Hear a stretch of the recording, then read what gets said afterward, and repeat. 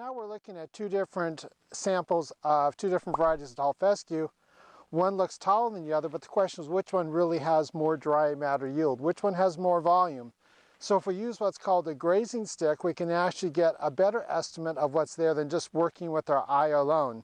So I'd start off with by going into the plot, taking some measurements, trying to get into represents the total growth. So 14.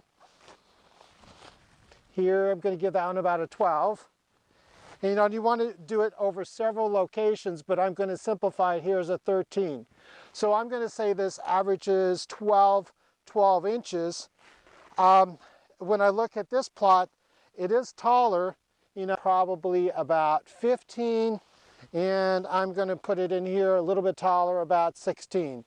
So I'm going to say this one's averages 12 and 16. But the other fact we need to do is we need to look at density. If we look into this stand, it's very dense. If we look at opening up, there's very little ground showing through. We have a lot of leaf, a lot of volume. I'm going to give this one a 90% when I'm looking at density. If I'm looking at this taller one, but when I look into it, it's not as thick. You can see ground showing through. You see a lot of stem. You see less leaf. So overall, I'm going to say this one's probably 80% density. So now if I take my numbers, and if I'm looking at it on this grazing meter, we have some categories.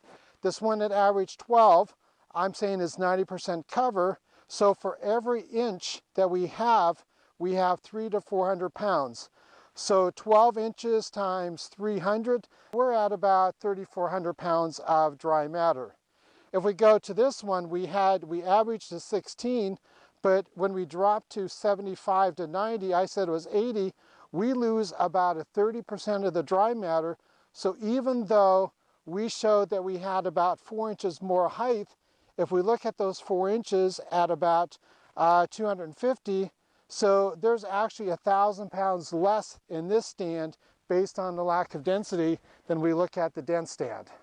So it helps us to adjust to be able to measure it and say, what's a good way to quickly try to evaluate how much dry matter yield we have in a plot, out in a hayfield, or out in the pasture, so we can better estimate how much feed is there.